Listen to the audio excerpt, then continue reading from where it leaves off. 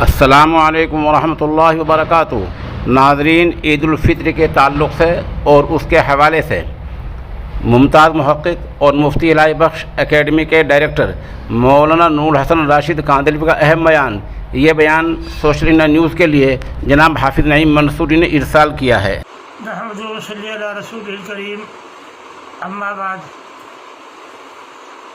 رمضان المبارک رخصت ہو رہے ہیں، آج 25 رمضان ہو گئی ہے، عید آ رہی ہے، تو لوگ عید الفطر کے متعلق اور عید کی نماز سے متعلق بار بار دریافت کرتے ہیں، اس لیے 2-3 باتیں کہہ دینی مناسب معلوم ہوتی ہیں۔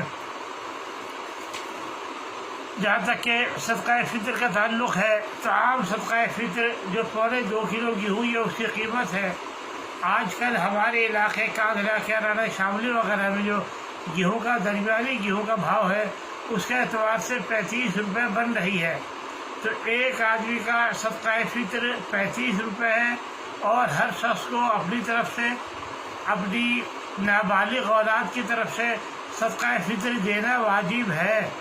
جو بالغ اولاد ہے یا علیحدہ رہتی ہے اس کی طرف سے دینا واجب تو نہیں، لیکن اگر دے دے گا تو ادا ہو جائے گا۔ دوسری بات عید کی ہے۔ عید کا معاملہ یہ ہے کہ اس سال جو ہے کووڈ کا بیماری پچھلے سال سے بہت زیادہ ہے اور بہت زیادہ اموات ہو رہی ہے۔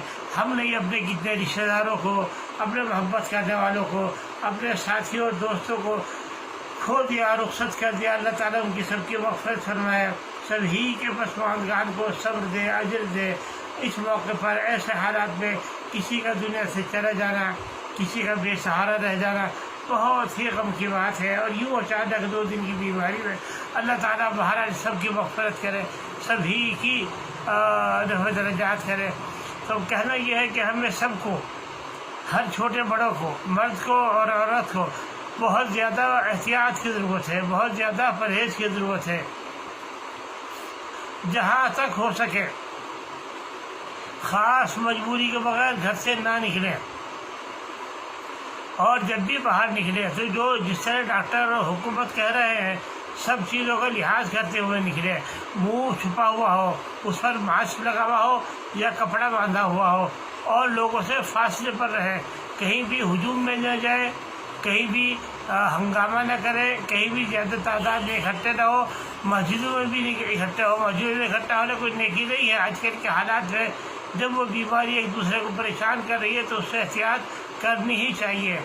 اور آج کل عام طور پر سورج جو ہے 5:30 کے قریب نکل رہا ہے، 32، 33، 34 پر، اور عید کی نماز سورج نکلنے کے 20 منٹ بعد ہو سکتی ہے۔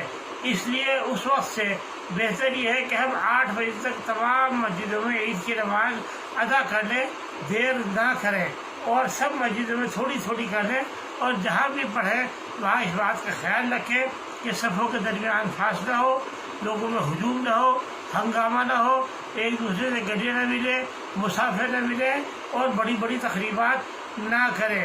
یہ چند بہت ضروری باتیں تھیں جو کہنی ضروری تھی۔ اللہ تعالیٰ ہمیں اور آپ کو سب کو اس پر عمل کی توفیق عطا فرمائے۔ والسلام علیکم ورحمۃ اللہ وبرکاتہ۔ نور حسن راشد کاندھلے۔